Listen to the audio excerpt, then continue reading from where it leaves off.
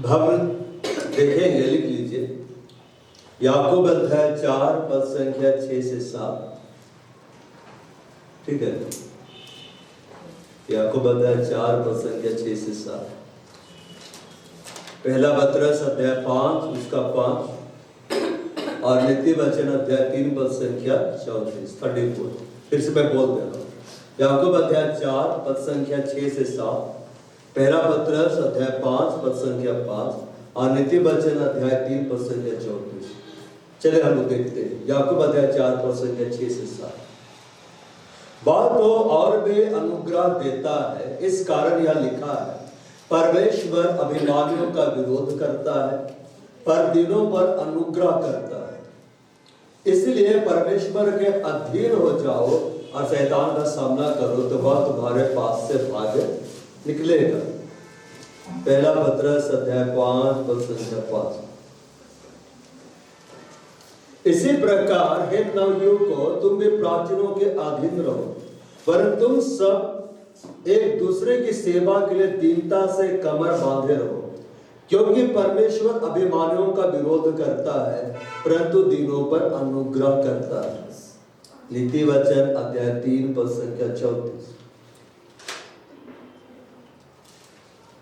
नीति वचन 3 का 34।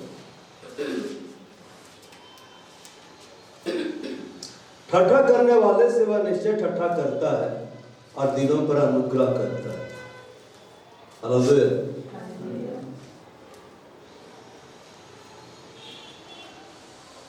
बद और वे अनुग्रह क्या करता है? देता है। 6 में लिखा हुआ तो और भी अनुग्रह देता है, but he gives more grace. More grace, वो और भी अनुग्रह क्या करता है? देता है।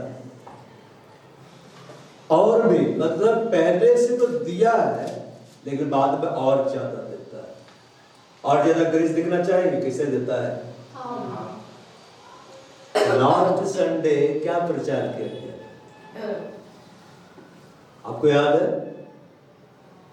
क्या? भूल गए? देखो, लास्ट संडे जब प्रचार किया गया, पवित्र आत्मा ने आपके अंदर में निश्चय कार्य किया, आप जोश से भर गए। हमें गवाही देनी है। बिना पवित्र आत्मा पाए उस स्त्री ने गवाही दी। नगर यीशु के पास आया, हमने तो पवित्र आत्मा पा लिया, हमें गवाही देनी, लेकिन क्या है? नहीं दी। पूरे हफ्ते हमने किसी को गवाही नहीं दी, कुछ भी हमने किसी को नहीं बतलाया, और अनुग्रह नहीं दे सकता है। जो परमेश्वर तोड़ा आपको दिया है ना, जिन सिक्कों को प्रभु आपको दिया है, जब आप उसको इस्तेमाल करके परमेश्वर के पास ले जाएंगे, मैंने बढ़ाया, मैं तुझे और दूंगा, मैं तुझे और क्या करूंगा? दूंगा। धन्य है अच्छे और विश्वास योग्य दास। अच्छा मतलब गुड काम करने वाला, विश्वास योग्य। मैं तुझे नहीं देख रहा था, मैं तेरे संग नहीं था, तू कर रहा था मेरा काम। धन्य अक्षर विश्वास के दास, मतलब अधीनता में जो कमांड मैं देता हूं उसको पूरा करने वाला। मैं तुझे बहुत वस्तुओं का, मैं तेरे ऊपर और ग्रेस को डालूंगा और बहुत सारे वस्तुएं दूंगा। पहले तेरे पास थोड़ी सी थी, अब मैं तुझे बहुतायत से दूंगा, और आनंद में, मेरा आनंद में तुम मेरे साथ शामिल हो जाओ। हालेलुया। लास्ट संडे क्या बॉयज? लास्ट संडे जो आपने सुना या वीडियो रिकॉर्डिंग आपने देख लिया, बैटरी चेंज करना है इसका, कि हमें ये करना है, उसे चलने दो, चलने दो। अल्लाह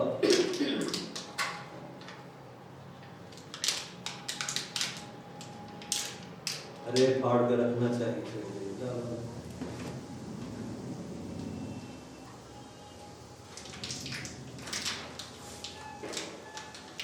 बंद करो। भला गया। लास्ट संडे हमने जो सुना, जब हम इसको प्रैक्टिकल करेंगे तो परमेश्वर और अनुग्रह देगा। दास मतलब अधीनता में रहने वाला, और आगे बोलता है अपने स्वामी के आनंद में तुम शामिल हो जाओ। मैंने एक बड़ी दावत रखी, और तुम शामिल हो जाओ। वह भोजन रस में तैयार है, अब तुम आनंद बनाओ। क्यों? क्योंकि तुम शाबाशी का हकदार है। तुमने अच्छा काम किया। क्या अच्छा काम किया? मैंने जो तुमको तोड़ा दिया था, जो सिक्के तुम्हें दिए थे, जो धन तुम्हें दिया था, विश्वास के जानकर तुमने लेन देन करके, मतलब इस्तेमाल करके उसको बढ़ाया है। विश्वास के दास तूने ईमानदारी दिखलाई है। तो सिर्फ कहने वाला व्यक्ति नहीं है, केवल सुनने वाला व्यक्ति नहीं है। जैसे याकूब की किताब में लिखा हुआ है कि वचन के सुनने वाले नहीं, चलने वाले बने। अगर आप वचन को सुन लिए और प्रार्थना करके चल गए, ये प्रोसेस अधूरा है। जब आपने उसको प्रैक्टिकल करने के लिए कदम बढ़ाया, वो प्रोसेस कंप्लीट हुआ, प्रभु उस आशीष को आपके लिए क्या करेगा? देगा। वो और भी अनुग्रह कर देगा। और आगे बोलता है आनंद में शामिल हो, परमेश्वर आनंद देगा, मतलब छुटकारा देगा। जिन आशीषों की आप बाट जो रहे, जिन प्रार्थनाओं का जवाब का आप बाट जो रहे, इंतजार कर रहे हैं, परमेश्वर जवाब देना आरंभ कर देगा। महान आनंद आएगा। ऐसा आनंद आएगा, बहुत आनंद। एक होता है दास अपने संगियों के साथ, अपने मित्रों के साथ आनंद मना रहा है, वो अलग आनंद है। लेकिन जब स्वामी के आनंद में शामिल होता है, वो महान आनंद होता है, ग्रेट जॉय होता है। लेकिन स्वामी कैसा है? धनी है। स्वामी कैसा है? अमीर है। स्वामी के पास कैसा है? सब है, बहुत तायत से। और हवा कौन है? वो स्वर्ग और पृथ्वी का क्या है? पूरे ब्रह्मांड का, पूरे यूनिवर्स का वो क्या है? वो स्वामी है। यहां लिखा है बहुत और भी अनुग्रह देता है, और भी अनुग्रह देता है। जो संदेश आपने पिछले समय में सुनते हुए आप आए, और लास्ट संडे में आपने सुना, अगर प्रैक्टिकल कर दोगे, आप प्रेयर नहीं भी करोगे ना उस आशीष के लिए, वो आशीष आपके पास आएगी। यीशु मसीह पतरस की नाव को इस्तेमाल कर रहे थे। पतरस ने क्या बोला? बाहर लिखा है, निवेदन किया, प्रभु रिक्वेस्ट किया कि मुझे तेरे नाव में आने दे, भीड़ मेरे को दबा देगा नहीं। तो पतरस बोला हाँ प्रभु आ जा, यहां से प्रचार कर। वो नाव में चढ़ा, बोला नाव को किनारे ले जा, थोड़ा सा अंदर। वो अंदर ले गया, वहां प्रचार कर रहा है। अब पतरस ने अपनी नाव किसको इस्तेमाल करने के लिए दे दी? यीशु को। फिर यीशु बस से बोलता गहरे में चलो और जाल डालो। पतरस बोलता है प्रभु हमने तो सारी रात मेहनत की, मछली रात में ही पकड़ी जाती है, मगर तेरे कहने से मैं जाल डाल देता हूं।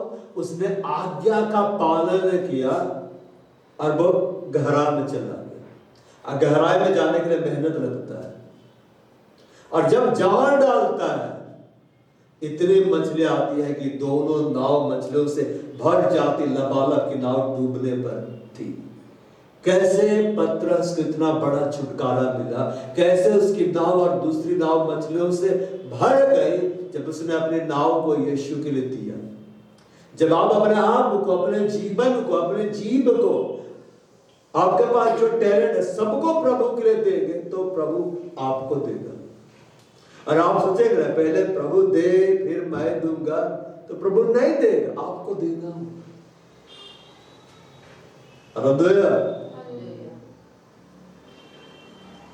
तो जो भी हमने सुना है अब तक YouTube में है, बार बार आप उसको देख सकते हैं। देखिए, बी प्रैक्टिकल, उसको प्रैक्टिकल करना शुरू कर दो, उस पर चलना शुरू कर दो। अपने आप को जांचो, क्या मैं चल रहा हूं, धन्यवाद, और चलो। नहीं चल रहे तो और चलो, चलने का पूरा एफर्ट लगा। लिखा है प्रयत्न करने बाल सीना, हमें प्रयत्न करना है। मैं 6 घंटे प्रभु के साथ बिताया, इतना हियाव प्रभु दे रहा है, बहुत सारी बातों को ऑन द स्पॉट बदला रहा है प्रभु। जब मैं आपको समझा रहा था ना, उस वक्त का लेवल अलग था, लेकिन अब जो मैं वचन का प्रचार करने के लिए मुंह खोल रहा हूं इस सभा के लिए, यहां उसका अभिषेक बह रहा है। हालेलुया। यहां लिखता है वो तो और भी अनुग्रह देता, और भी, मतलब उसके बाद बहुत तायत से अनुग्रह है। हर तरह का अनुग्रह। किसी को अनुग्रह देगा गिटार बजाने का, जैसे पूनम बोलती गिटार बजाने का ग्रेस दिया। अब ये ग्रेस कैसे बढ़ेगा? और बजाना, आके बजाना है, तब प्रभु अनुग्रह को और देगा, बैठे रहने से नहीं देगा। किसी को प्रभु मीडिया का अनुग्रह देता है, मीडिया में परफेक्ट है, उसको मीडिया में काम करते रहना है। किसी को प्रभु प्रचार करने का अनुग्रह देता है, बहुत सुंदर प्रचार कर लेता है, भीड़ के सामने खड़ा होकर प्रचार कर देता है, उसका वो नहीं डरता है। हालेलुया। लेकिन जिसके ऊपर ये ग्रेस नहीं है, या जो उस ग्रेस को हासिल नहीं किया है, उसे मैं खड़ा कर दूं तो ऐसे देखने लगेगा। प्रीतम के एक बार खड़ा किया, प्रैक्टिस करवा रहे थे, एकदम ऐसे तो बोल रहा है, इतना स्पीड में बोल के चला गया ना, बोले मतलब जाना और बस बोल देना है और भाग जाना है। वो रिकॉर्डिंग में दिखला होगा ना, देखना बहुत मजा आएगा। और भी कुछ लोगों को दिए थे, कहा का बोला पता नहीं। हालेलुया। ग्रेस कैसे आता है हमारे ऊपर? बोलता है वो तो और भी अनुग्रह करता है। क्यों अनुग्रह करता है? भजन से 103 पद संख्या 8 को हम लोग खोलते हैं, वहां पर हम लोग देखते हैं क्या लिखा हुआ है। 103 का बोलता है, यहोवा दयालु और अनुग्रहकारी, विलंब से कोप करने वाला, अति करुणामय। यहोवा कैसा है? दयालु है। ये यहोवा के बारे में बताया गया है कि यहोवा कैसा है। और ये वो बातें हैं, ये पद है कि जब मूसा के सामने यहोवा जा रहा था, तो यहोवा प्रचार कर रहा था, अपने बारे में बतला रहा था। वहां लिखा यहोवा उसके सामने यो प्रचार करता हुआ आगे बढ़ा। परमेश्वर खुद प्रचार किया है। आप परमेश्वर के बेटे बेटिया है कि नहीं? बाप प्रचार करके चला गया, बेटा लोग साथ बैठा हुआ है। बाप के अंदर में जो है, बाप में जो गुण है हमारे स्वर्गीय पिता यहोवा, वो तब दिखलाई देगा जब तुम वैसा ही करोगे जैसा वो किया है। वो प्रचार किया, कितना के सामने प्रचार कर रहा था पता है?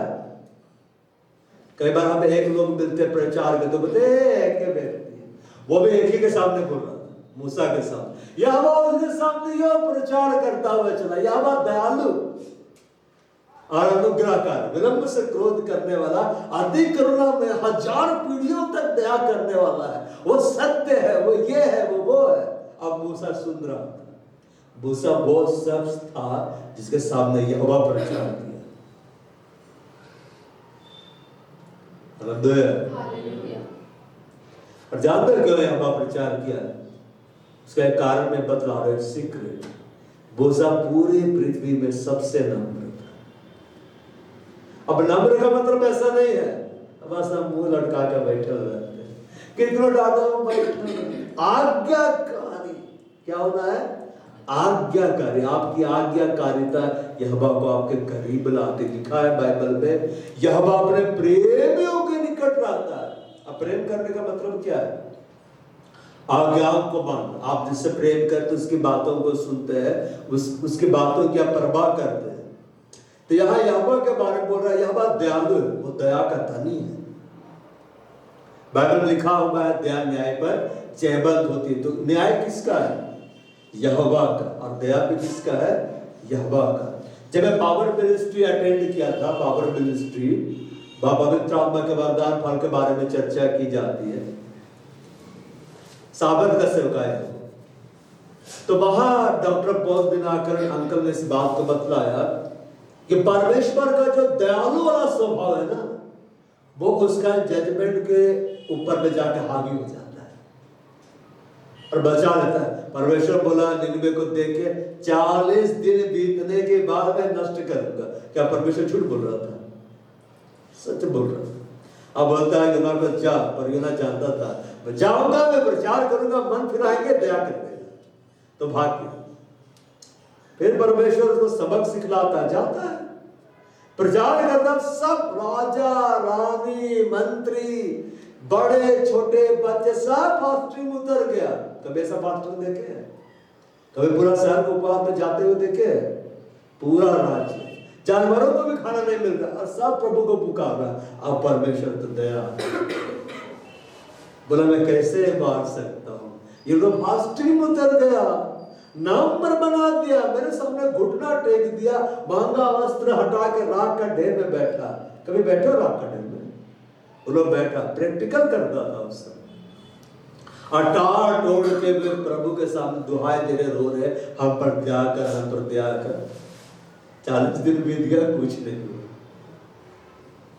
और परमेश्वर का न्याय के ऊपर में परमेश्वर का दया वाला स्वभाव जाकर हावी हो गया, भविष्यवाणी टल गई। दिखा ना, भविष्यवाणियां हो तो अधूरी रह जाए। भविष्यवाणी इसीलिए पूरा नहीं हुआ वहां पे क्योंकि यहोवा का दया आके बचा लिया, क्योंकि वहां पर किसी को बचाने वाली बात थी। मतलब आप समझे, एक आत्मा का मूल्य परमेश्वर की दृष्टि में कितना ज्यादा है। यहोवा का बोला हुआ बात ही रुक गया वहां पे, पूरा नहीं हुआ बाइबल में। वो दया का धनी परमेश्वर, उसके पास बहुत बड़ी दया है, उसके पास कभी खत्म नहीं होता है। और क्या बोलता है? अनुग्रहकारी, बोलो अनुग्रहकारी। अनुग्रह का धनी परमेश्वर है, इसलिए यहां पर लिखा हुआ है वो और भी अधिक अनुग्रह देता, और भी, पर कब देता है? जब तुम परिश्रम करते हो। तुम जितना परिश्रम करोगे उतना ज्यादा अनुग्रह देगा। कैसे? बाइबल में लिखा हुआ है हमारा परिश्रम प्रभु में व्यर्थ नहीं है। आप बड़ा परिश्रम करेंगे, प्रभु बड़ा ग्रेस देगा आपको। आप छोटा परिश्रम करेंगे, प्रभु छोटा देगा। छोटे बच्चों को कारें मिलती है बैटरी वाली, घर के अंदर दौड़ती है,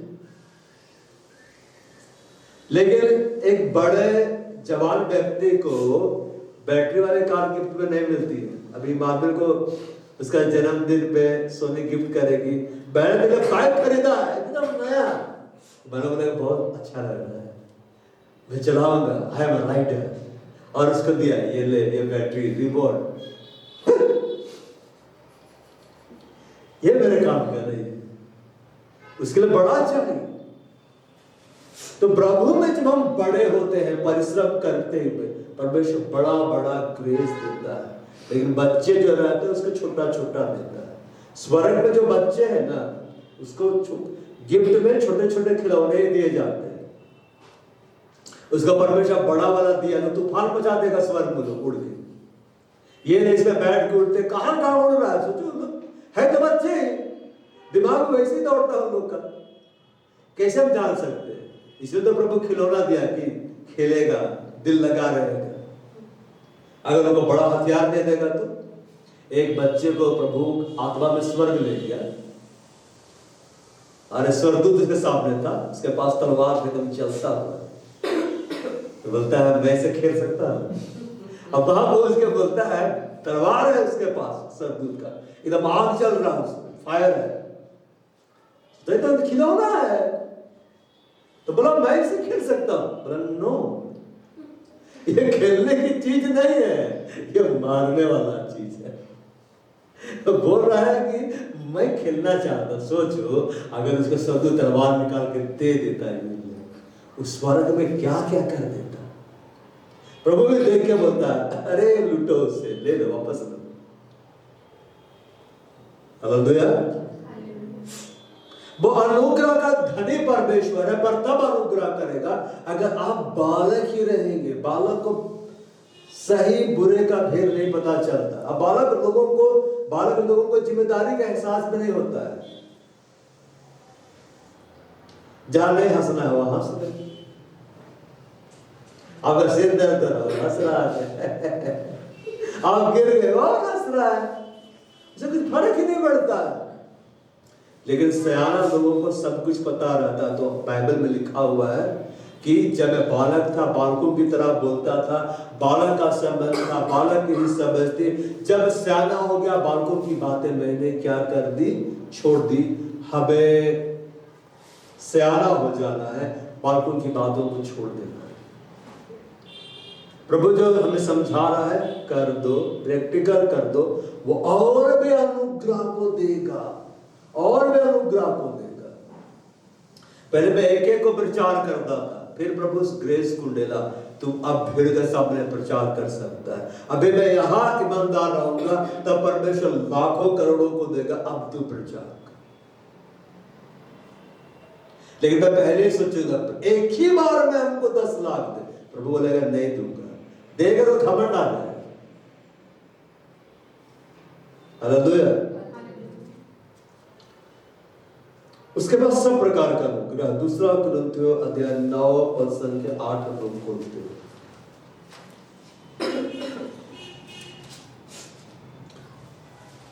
बोलता है परमेश्वर सब प्रकार का अनुग्रह तुम्हें बहुतायत से दे सकता है। सब प्रकार का अनुग्रह तुम्हें बहुतायत से क्या कर सकता है? दे सकता है।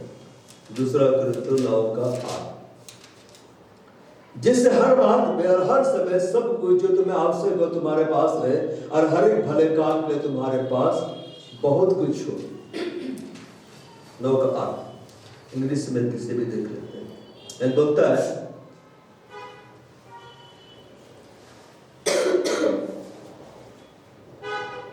एंड गॉड इज एबल, वो योग्य है to make all grace, all grace मतलब बहुत तरह का ग्रेस है, abound toward you, that you always having all sufficiency in all things may abound to every good work। वो हर प्रकार का अनुग्रह तुम्हें बहुतायत से दे सकता है। अब इधर देखो, जैसे कि इस देश में डॉलर चलते हैं, बैंक में चलते हैं, लेकिन आप सब्जी खरीदने के लिए $1 देंगे तो भगा देगा आपको, बोला यहाँ रुपया चलता है। हर रुपया, ये रुपया हर देश में नहीं चलता है, हर देश का सिक्का अलग होता है। मतलब हर देश में जैसे जैसे आप जाते हैं आपकी मुद्रा बदल जाती है। आपका लेन देन करने के लिए जो माध्यम होता है वो बदल जाते हैं। उसी रीति से सब प्रकार का काम करने के लिए परमेश्वर अलग अलग प्रकार का अनुग्रह देता है। हालेलुया। जैसे बैटरी वाली गाड़ी वो डीजल से चलेगी, आपके सामने डीजल रखा हुआ है जंगल में आप, और वो बंद है, आपको पैदल आना पड़ेगा। डीजल वाली गाड़ी आपको बैटरी ला के देगी, चलेगी। बैटरी वाली गाड़ी में बैटरी डालनी होगी, डीजल वाली गाड़ी में डीजल डालनी होगी। गलती से पेट्रोल डाल दिया तो खराब होगा। अब पेट्रोल वाली गाड़ी में अगर हमने डीजल डलवा दिया तो खराब हो गया। अभी तो सीएनजी वाले भी आ गए। तो जिस जगह पर जो काम करना उस काम को करने के लिए प्रभु अलग अलग तरह का ग्रेस देता है। जैसे कि मेरे को प्रचार करने के लिए ग्रेस दिया तो मैं प्रचार कर लेता हूं, प्रभु का आत्मा मेरी अगुवाई कर देता है। लेकिन जो काम करने के लिए मेरे को ग्रेस नहीं दिया वो काम मैं करने चाहता हूं तो गड़बड़ हो जाता है। लेकिन अगर उस काम को करने के लिए प्रभु अनुग्रह देगा तो वो काम भी अच्छा से हो जाएगा। यहां बाइबल बतला रहा है कि परमेश्वर देना चाहता है। हमारा जो पिता है वो अपने बच्चे को सब कुछ दे देना चाहता है। अब देखें ना संसारिक माता पिता को, वो अपने वसीयत में सारा घर जमीन जायदाद सब अपने बेटे अपनी बेटियों के नाम कर देते हैं कि नहीं? वो इतना देना चाहते हैं तो हमारा पिता कितना देना चाहेगा? लिखा है बाइबल में, जिसने अपने निज बेटे को नहीं रख छोड़ा, यीशु मसीह को सबसे कीमती याबा के लिए कौन है? प्रभु यीशु मसीह हमारे लिए दे दिया सब कुछ। क्यों ना? अब सब कुछ का मतलब हम धने लगा देते हैं, एकदम सोने की ईंटें लेके स्वर्गदूत उतर रहे, ये ले क्या करेंगे? अनुग्रह, बोलो अनुग्रह। यहाँ बोलता है सब प्रकार का अनुग्रह तुम्हें बहुतायत से दे सकता है। बहुतायत से मतलब जितना तुम सोचते हो उससे ज्यादा, जिसे हर बात में और हर समय सब कुछ तुम्हें आवश्यक हो तुम्हारे पास है, हर काम तुम कर सको, हर जिम्मेदारी को तुम पूरा कर सको, हर आज्ञाओं को तुम मान सको, और हर परिस्थिति में तुम उस काम को पूरा करके तुम चले जाओ, उसके लिए प्रभु अनुग्रह देता है। हालेलुया। यहाँ लिखता हर एक भले काम में तुम्हारे पास बहुत कुछ हो। एक काम के लिए नहीं, हर एक भले काम के लिए। अरे आराधना भी बहुत सुंदर ढंग से कर लेता है, प्रभु उपस्थिति में प्रचार भी कर लेता है, प्रार्थना भी कर लेता है, फायर प्रेयर में भी लीड कर लेता है, घर के अंदर में अच्छे से काम कर लेता है, अच्छे से बिजनेस भी कर लेता है, परिवार को मैनेज भी कर लेता है, सब कुछ सब जगह ये ऑलराउंडर है। कैसे पता है? ग्रेस, बोलो ग्रेस, बात सब प्रकार का। यीशु मसीह को देखे 30 वर्ष तक अपने माता पिता के यहाँ था, मतलब मरियम और जोसेफ के यहाँ था, वो घर का सारा काम किया कि नहीं? बड़े का काम भी किया, खाना भी बनाया होगा, बड़ा भाई तो वही था, खाना बना के खिला रहा है, कपड़े धो रहा, सब कुछ कर रहा है, चेलों को अब जुदा प्रचार में निकल रहा है, दुष्ट आत्माओं को निकाल रहा है, सिबकाय कर रहा है, चेले मिलने के लिए जुटने के बाद में मछली और रोटी बना के खिला रहा है। अगर हर बार जितना बार यीशु मसीह रोटी और मछली पकाया और जो भी फूड आइटम पकाया सबको लिख दिया जाता ना, तो हम लोग उसका भी अध्ययन करते रहते कि मसाला डाला उसमें क्या करें। तो प्रभु वो सब लिखने नहीं दिया जो आवश्यक। यहाँ बोलता है सब प्रकार का अनुग्रह तुम्हें बहुत तायत से दे सकता है। वो देना चाहता है मगर वो दे क्यों नहीं पाता पता है? बाइबल लिखा हुआ है, हम जो परमेश्वर के सहकर्मी है तुम्हें यह भी समझाते कि उसका अनुग्रह जो तुम पर बहुत से व्यर्थ ना जाने दो।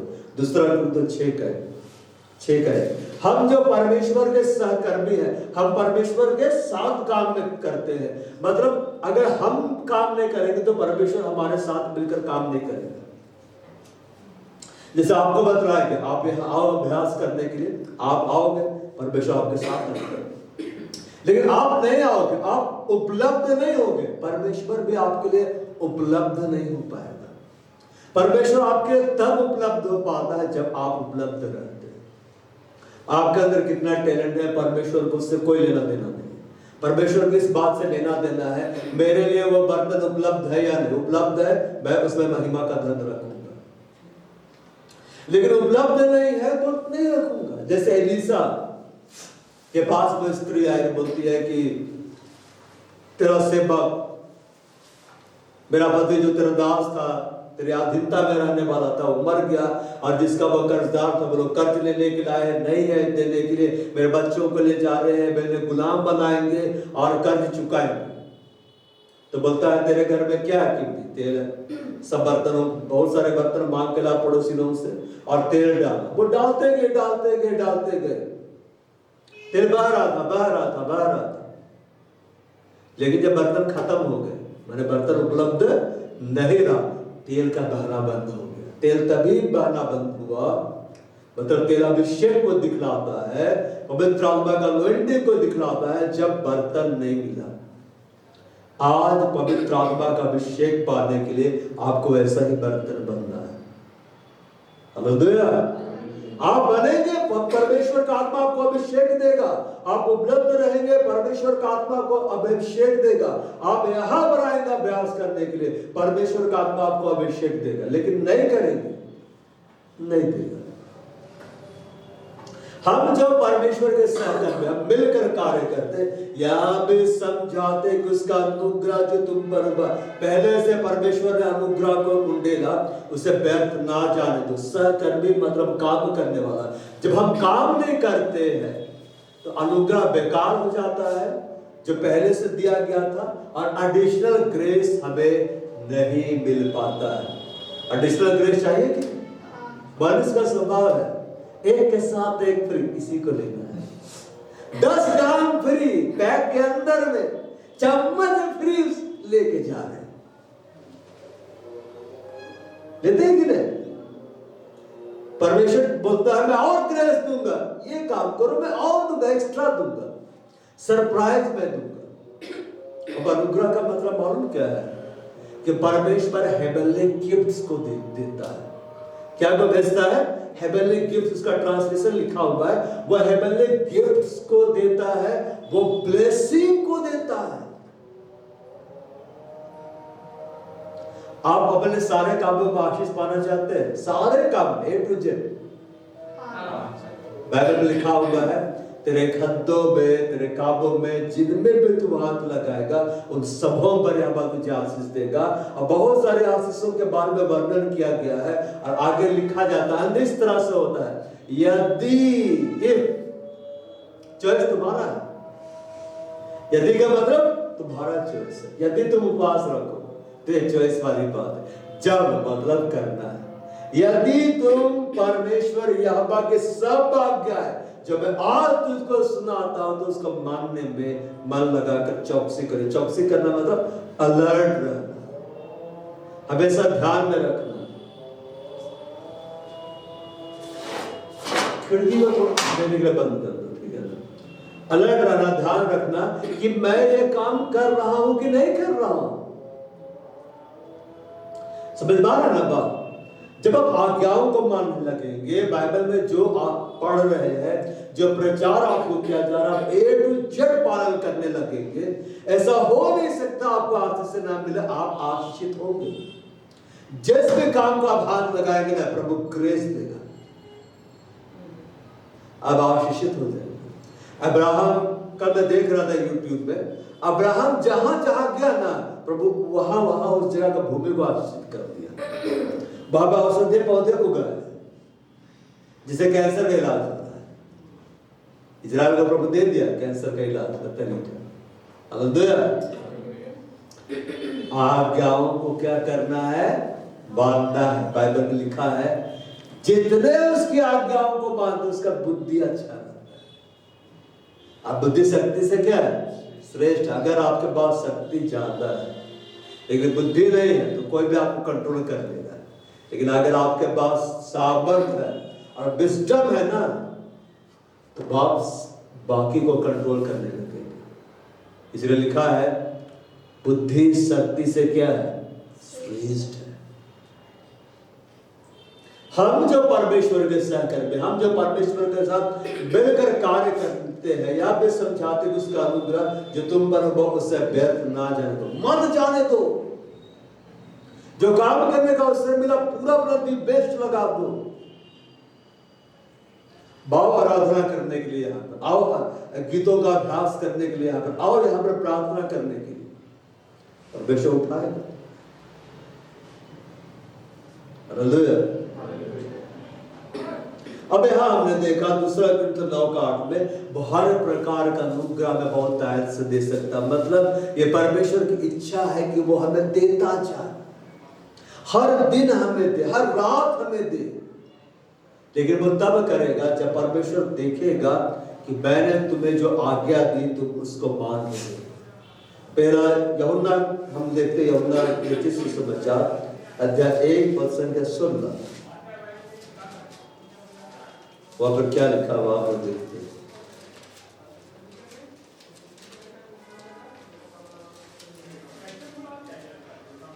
एक 16, क्योंकि उसकी परिपूर्णता में से हम सब ने प्राप्त किया अर्थात अनुग्रह पर अनुग्रह। अब अनुग्रह कैसे आता है हमारे ऊपर?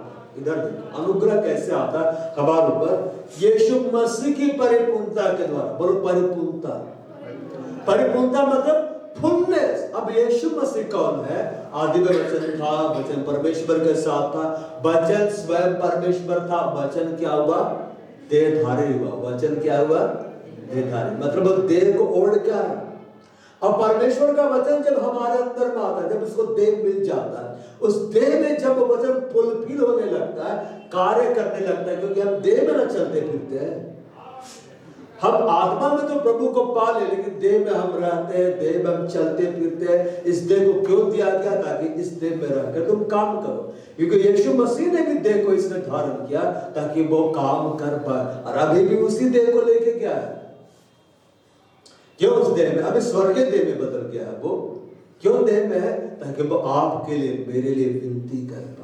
इसे लिखा हुआ है हमारा महायाजक हमारे लिए क्या करता है? विनती करता है। उसकी परिपूर्णता से में से, फुलनेस में से जब आप यीशु को ग्रहण कर लेते हैं, और यीशु का नाम परमेश्वर का वचन है, परमेश्वर के वचन को सुनकर आप भूलते नहीं, आप उसका पालन करते चले जाते हैं, आप पर ग्रेस, और ग्रेस देता है, मतलब हेवनली गिफ्ट्स को परमेश्वर आपको देने लग जाता है, आशीषों को आपको देने लग जाता है। आप जिस काम को हाथ लगाते हैं आशीष को पाते हैं। आप परमेश्वर से फिर प्रार्थना करते हैं कि मेरे को ये काम करना है, तेरी महिमा करना, मेरे ऊपर ग्रेस, प्रभु ग्रेस देता है।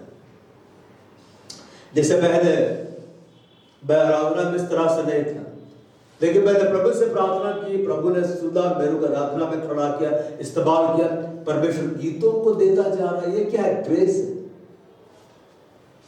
चलते चलते प्रभु गीत दे देता है। एक समय तो ऐसा था कि हर दिन दे रहा था गीत, मैं लिखता भी जा रहा था, बहुत सारे गीत को हर दिन दे रहा था। मैंने सोचा हर दिन एक गीत, 365 गीत एक वर्ष में, प्रभु के पास तो भंडार है ना। अब वो कभी नहीं बोलेगा कि ये अंतिम गीत है या ये इसके बाद मेरे पास नहीं है उसको इस तरह का, वो हमेशा देता है। वो परमेश्वर क्या किया? ग्रेस को दे दिया। कब ग्रेस को मिला? जब परमेश्वर देखा ये जितना ज्यादा कर रहा है मेरे लिए, ये मेरे लिए परिश्रम कर रहा है, हार्ड वर्क कर रहा है, मेरे को ग्रेस देना पड़ेगा। मैं पैदल पैदल जाता था मध्यस्थता की प्रार्थना करने के लिए। 8 बजे शुरू होता था, 10 साढ़े 10 बजे में आता था पैदल। हाँ, पैदल ही पैदल। हालेलुया। कहाँ? उधर बहु बाजार था, वहां से आगे हो गए। शायद साइकिल भी थी, तो साइकिल से भी कभी कई बार आना जाना कर लेते थे। तो रात को जाना और मध्यस्थता की प्रार्थना करके लौट के आना, क्योंकि मेरे अंदर वो जुनून था, मुझे प्रभु के लिए काम करना है। और जितना मेरे को आता था, हाँ प्रार्थना करना आता, मैं प्रार्थना करूंगा, मैं अपना मूल्य चुकाऊंगा, प्रभु बढ़ाता है। तो आज प्रभु इसलिए दे रहा है क्योंकि परमेश्वर देखा है बीते दिनों में इसने परिश्रम किया है, इसने हार्ड वर्क मेरे लिए किया है। ये ठंडी रातों में हवाई चप्पल पहन के जाता था, वो प्रार्थना करके वो आता था, और परमेश्वर ग्रेस को क्या किया? उंडेल दिया, और गीत दिए, और बड़ी सेवका, और बड़ी कलीसिया में तुझे दूंगा।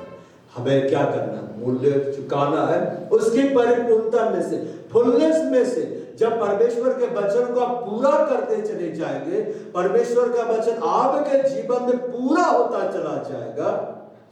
और पूरा कैसे होगा? आपको चलना होगा, जो करने बोल रहा है आपको करना है परमेश्वर के वचन में, जो नहीं करने को बोल रहा है आपको नहीं करना। जब आप ऐसा करेंगे आप अनुग्रह पर अनुग्रह पाते चले जाएंगे, आशीष पर आशीष पाते चले जाएंगे, हेवनली गिफ्ट्स परमेश्वर आपको देने लगेगा। पवित्र आत्मा के वरदान में गिफ्ट है, पवित्र आत्मा आपको गिफ्ट देना शुरू कर देगा। आप आत्मिक रूप से क्या होगा? धनी होते चले जाएंगे। हालेलुया।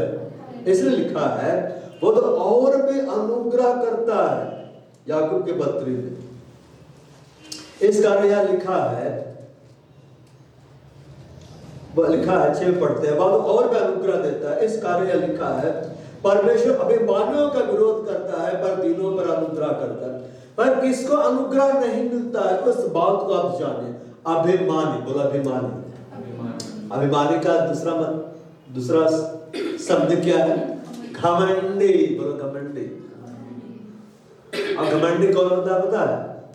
कई बार हम लोग भी घमंड करते हैं, भाई उससे अच्छा हो, मेरे जैसा कोई नहीं है, मेरे जैसा कोई नहीं है, वो तुमको तो कुछ आता ही नहीं है। घमंड बाइबल में लिखा हुआ है वो घमंडियों का सामना करता, मतलब घमंडियों पर अनुग्रह नहीं करता। घमंडी का मतलब वो है जो अपने को दूसरे से श्रेष्ठ जानता है। बाइबल में लिखा हुआ है परस्पर आदर करने में, मतलब रेस्पेक्ट देने में, एक दूसरे की आदर करने में तुम एक दूसरे से बढ़ चलो। ऐसा नहीं लिखा है आदर करवाने में तुम बढ़ चलो।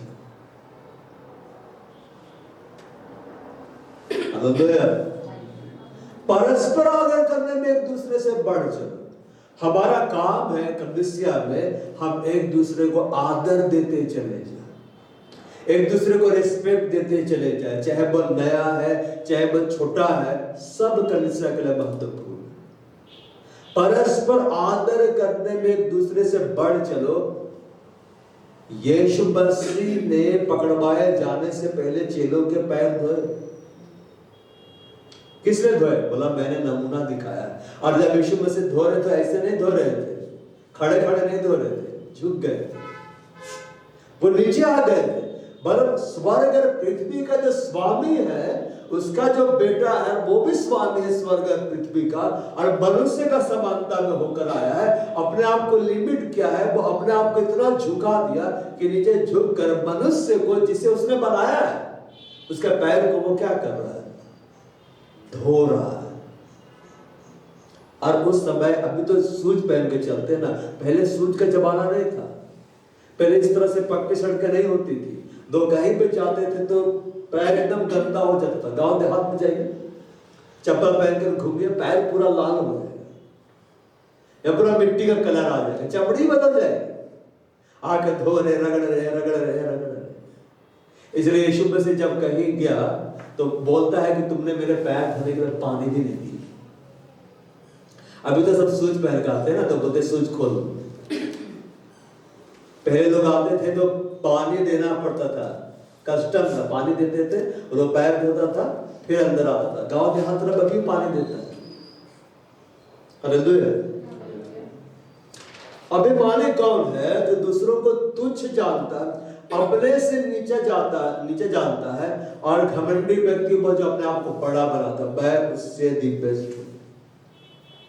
यूट्यूब में बहुत घमंडी लोग मिलेंगे, मैंने ये सब, मैंने आज मैं जिस मुकाम पर, ये मैंने हासिल किया। मैंने नबूकदनेस्सर राजा भी खड़ा होकर क्या बोल रहा था? क्या ये बड़ा बेबीलोन मैंने नहीं बनाया? क्या ये नगर मेरा नहीं है? क्या ये महल मेरा नहीं है? क्या ये सब मैंने अपनी सामर्थ, अपनी बुद्धि, अपनी योग्यता से हासिल नहीं किया? वो बोला ना मैंने, यहोवा को बोला, नहीं बोला कि परमेश्वर तेरा धन्यवाद हो, तुमने मेरे ऊपर अनुग्रह किया, इतना बड़ा राज्य दे दिया, मेरे को राजा बना दिया, इतना अच्छा सिंहासन दे दिया राज्य करने के लिए, तूने महल रहने के लिए दे दिया, ये जीवन दिया, तेरा धन्यवाद। अगर नबूकदनेस्सर राजा ऐसा बोलता ना तो परमेश्वर बोलता और भी दे। आप परमेश्वर की तारीफ करोगे ना तो परमेश्वर आपको कहां से उठा के कहां ले जाएगा।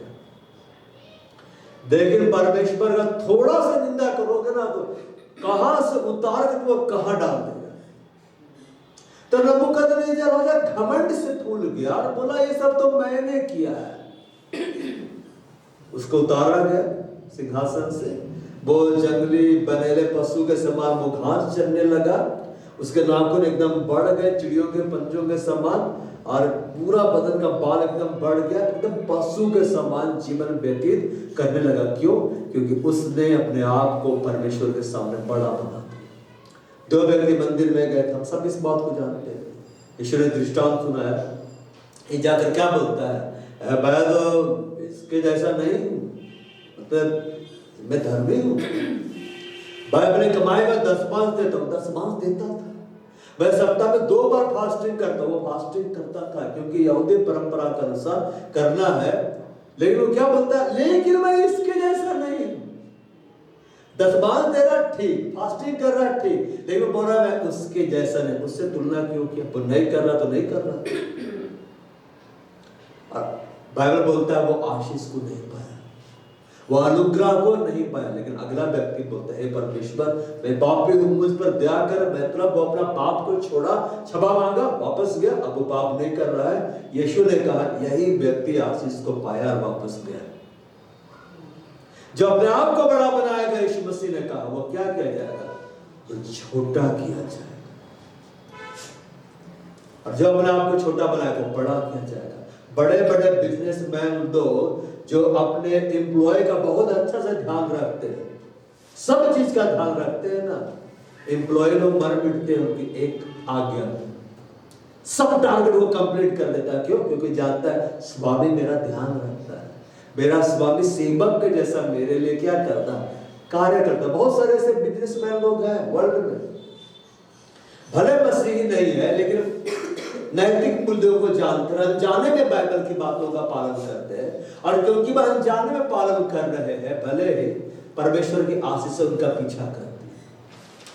सोचो हम बाइबल की बातों को जानकर पालन करने लग जाए, ग्रेस और ग्रेस आएगा, फेवर और फेवर आएगा, दया पर दया आएगी, न्याय को ढांप दिया जाएगा।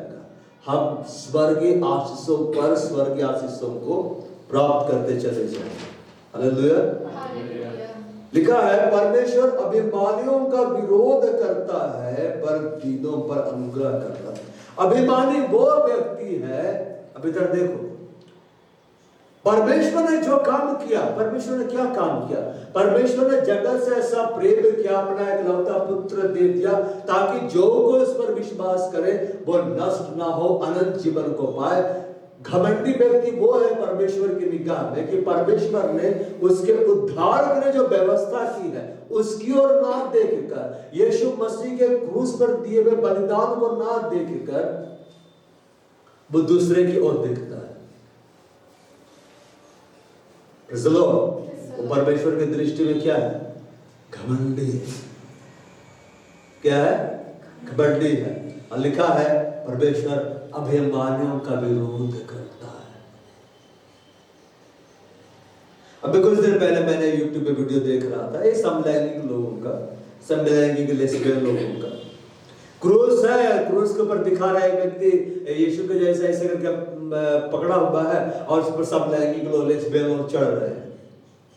उनको करने में तो बड़ा आनंद आ रहा है, वो मजाक उड़ा रहे हैं। क्रूस का क्या कर रहे हैं? मजाक उड़ा रहे हैं, लेकिन वो जान नहीं रहे हैं वो आग के साथ खिलवाड़ कर रहे हैं।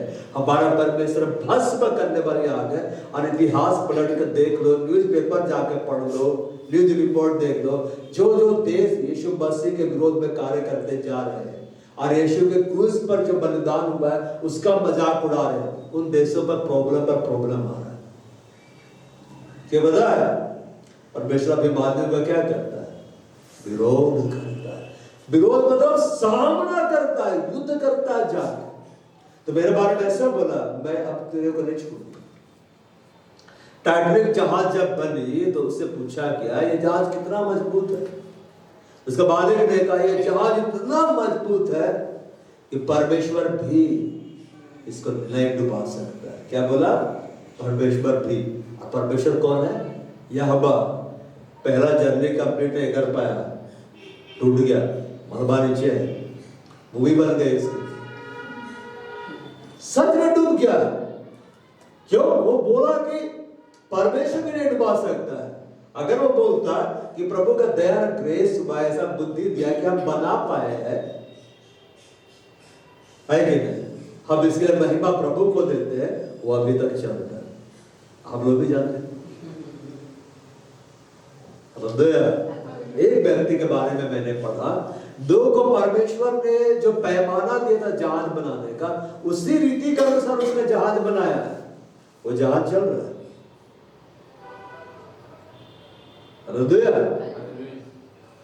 परमेश्वर घमंडियों का क्या करता है?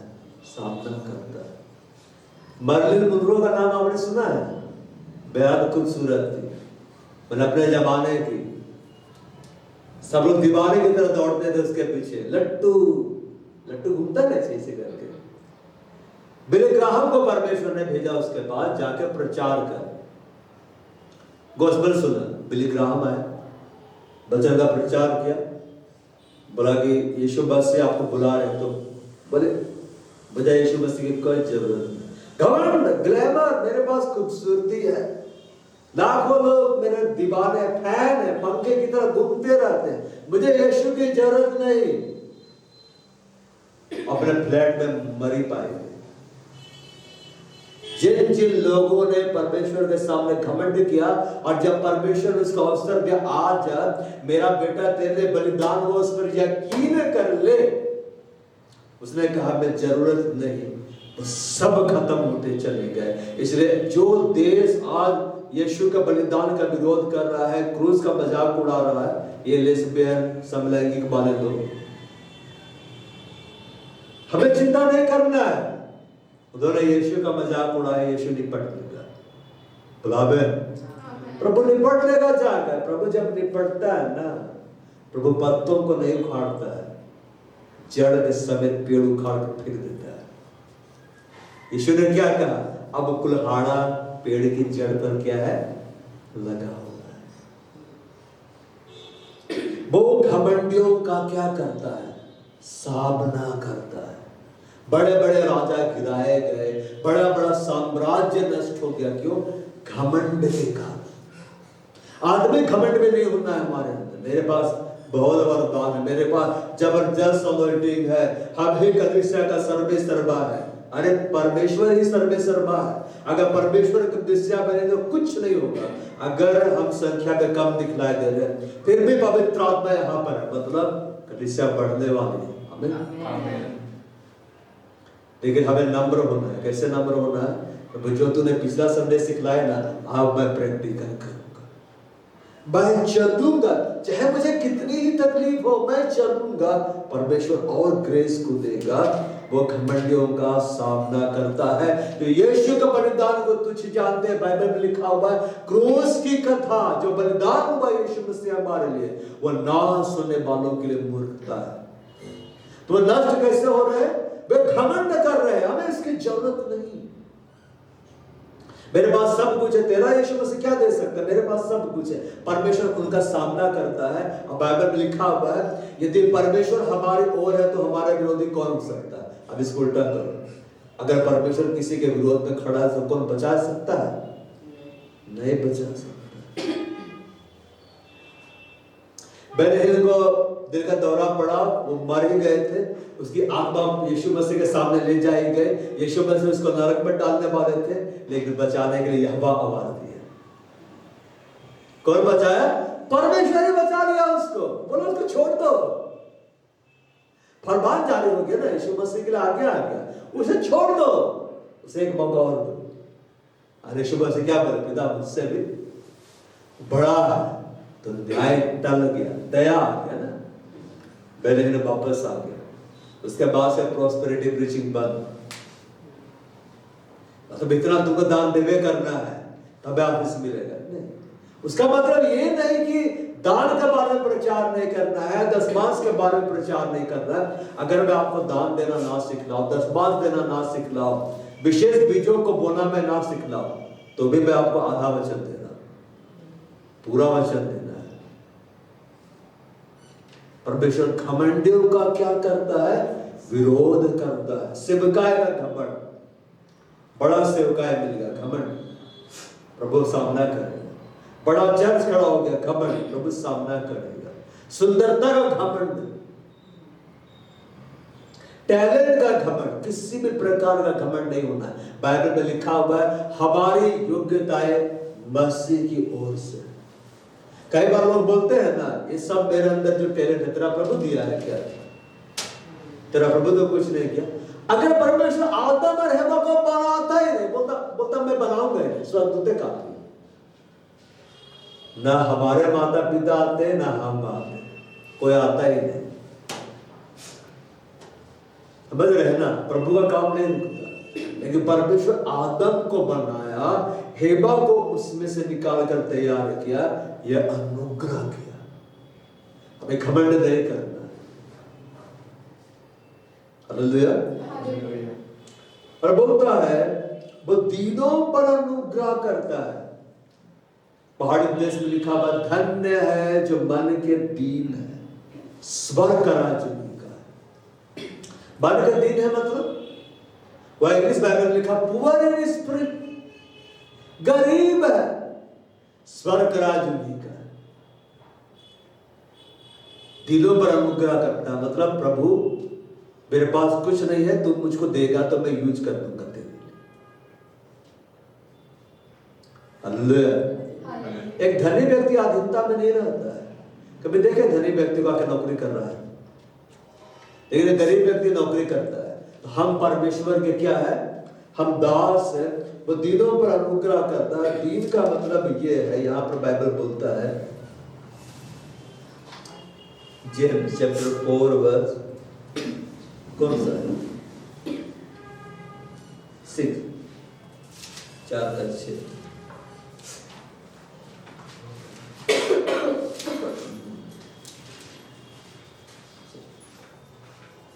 But gives grace unto the humble मतलब नम्र व्यक्ति।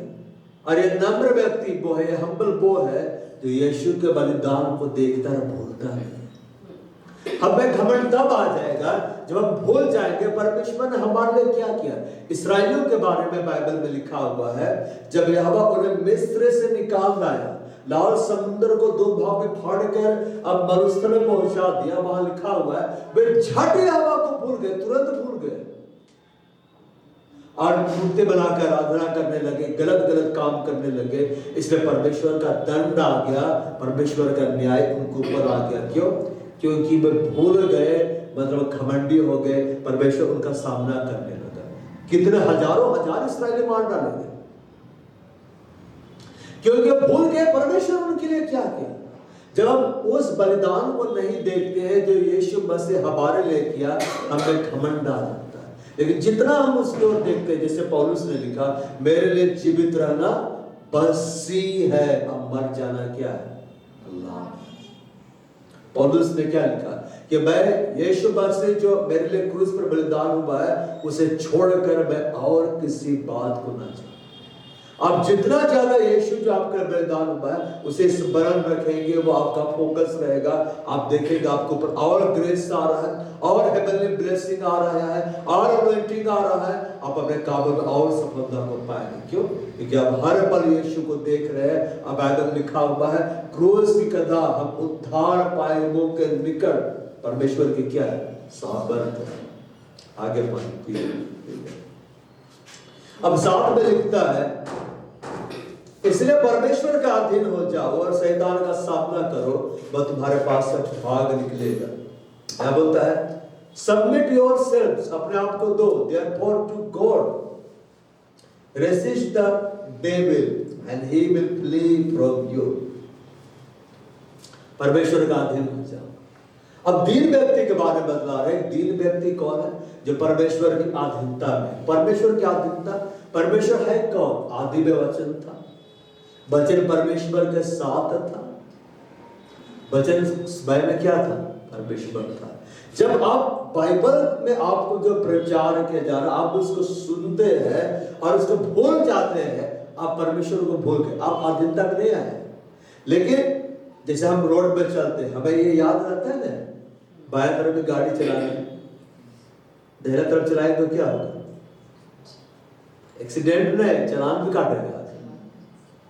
तब अधीनता में रहते हैं, बिना हेलमेट के नहीं चलना है, चलोगे तो इतना हजार तो हेलमेट लगा के चल रहे, भले बाल बिखर रहे लेकिन हेलमेट लगा के चल रहे।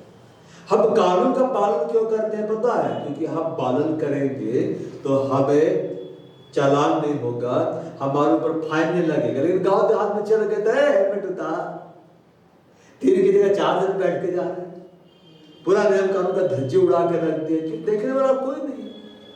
अचानक से इंस्पेक्टर आके खड़ा हो जाता है, हेलमेट ऑटोमेटिक आता है।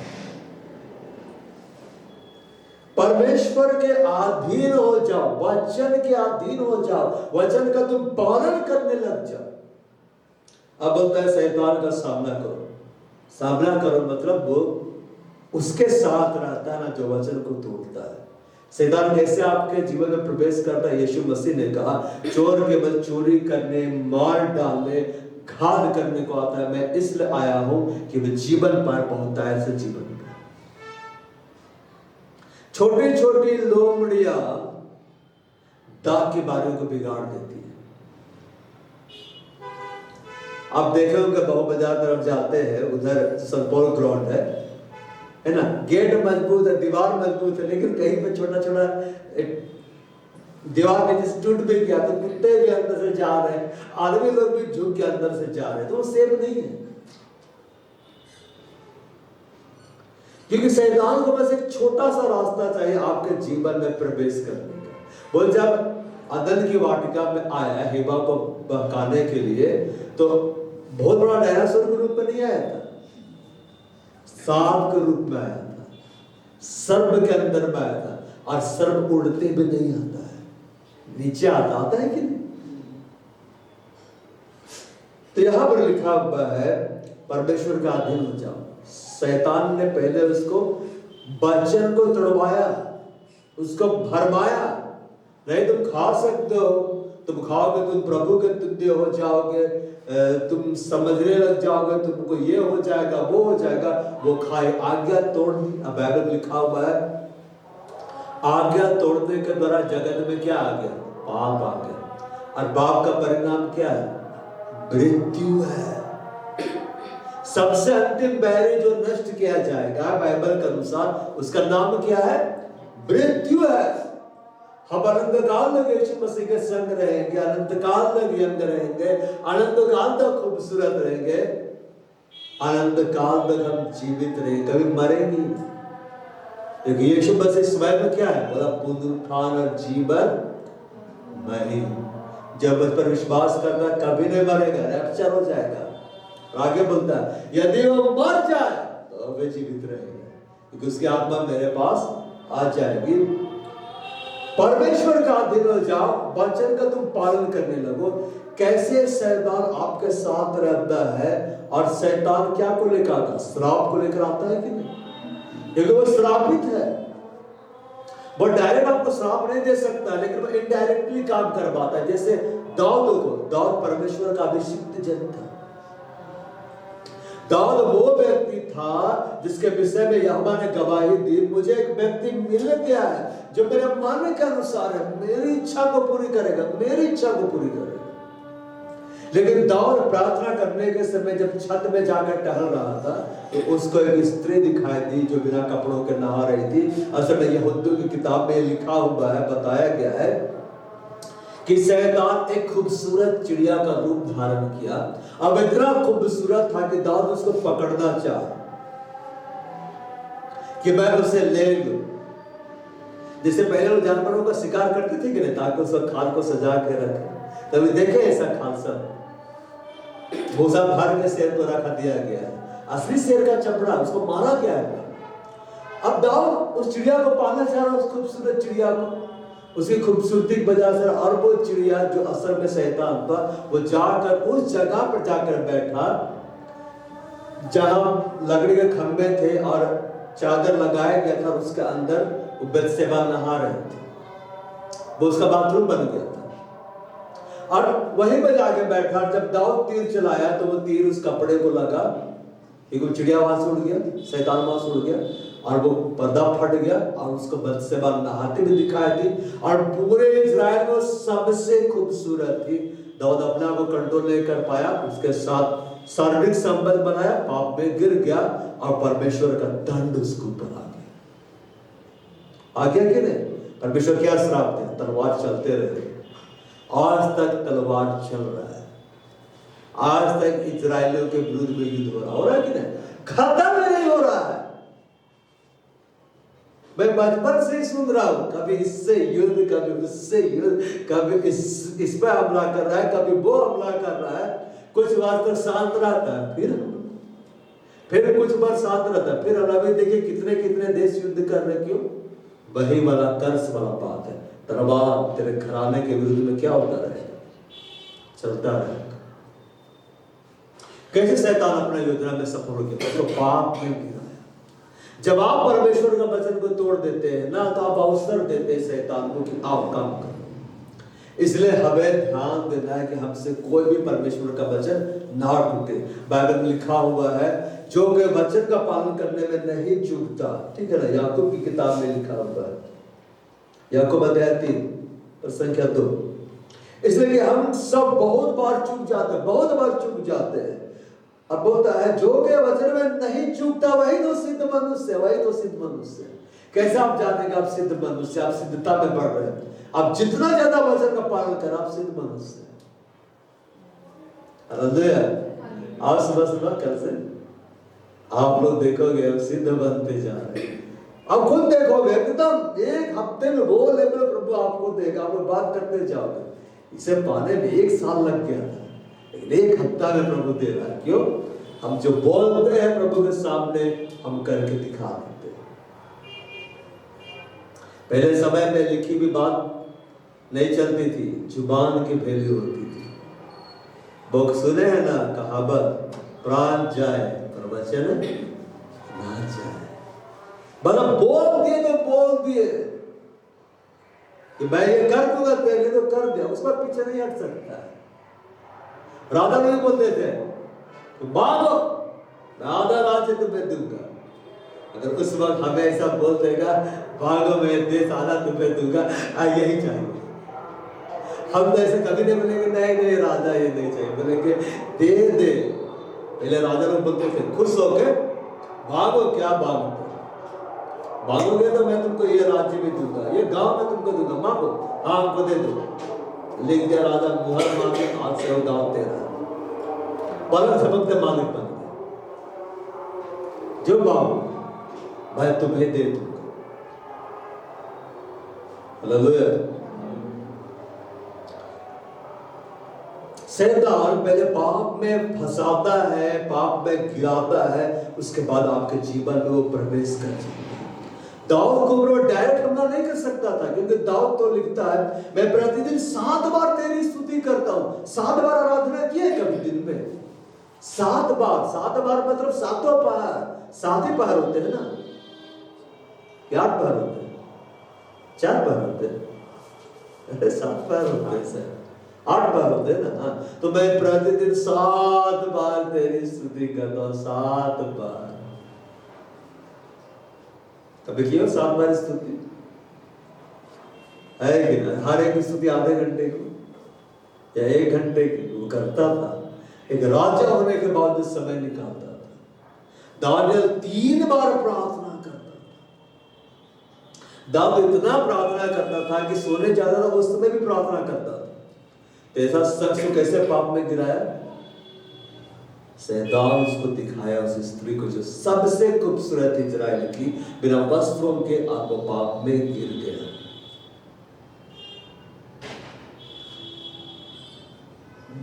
लेकिन दाऊद वहां प्रार्थना कर लेता तो बच जाता। दाऊद प्रार्थना नहीं किया था, दाऊद यहोवा को नहीं पुकारा। अगर परमेश्वर को पुकारता ना, मेरे ऊपर वो वासना का अटैक हुआ, मेरी मदद कर, मेरे को बचा, परमेश्वर तुरंत बचाता। लेकिन दाऊद ने ही लिखा मैं अपनी आंखें पर्वतों की ओर लगाऊंगा, मुझे सहायता कहां से मिलेगी? मुझे सहायता यहोवा की ओर से मिलती है जो आकाश और पृथ्वी करता। दाऊद परमेश्वर को पुकारता, परमेश्वर उसको बचा लेता। वो पुकारा नहीं। और जब तक प्रभु को नहीं पुकारेंगे, प्रभु मदद नहीं करेगा। दुनिया की मदद कर दे, दुनिया में कोई दुखी ना हो, कोई मरे नहीं, जो पुकारता उसी की ना मदद करते हैं। इसलिए कई बार आपके रिश्तेदार को बोलते प्रार्थना करो, क्यों? क्योंकि वो जानते हैं उनकी प्रार्थना को प्रभु नहीं सुनेगा, ध्यान ही नहीं देगा। लेकिन आप करेंगे ना तो प्रभु सुनेगा। हालेलुया।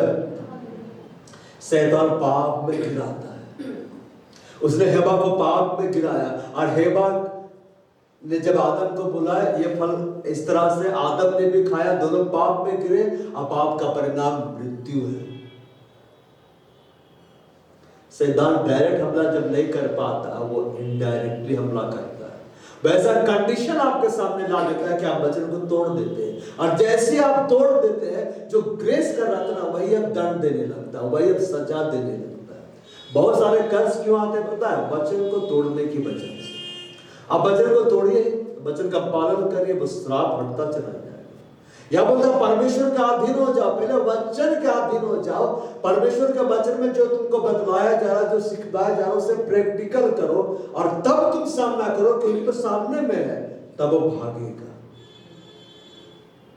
लेकिन हम क्या करते हैं? वचन तो सुनते हैं, हम प्रार्थना तो करते हैं, वचन पे चलते नहीं, और शैतान को बोलते आओ आओ आओ, वो वही बगले में रहता है, बोलते रहो, नहीं जाता, क्योंकि वो नहीं जाएगा। उसका अधिकार मिला हुआ है, क्योंकि हमने अपने पापों से मन नहीं फिराया है, और हमने परमेश्वर के वचन को पूरी रीति से प्रैक्टिकल नहीं किया। हमें प्रैक्टिकल करना है। अब शैतान का सामना किस रीति से करते हैं उसको हम देखते हैं। इफिसियों की पत्री में हम लोग आते हैं। इफिसियों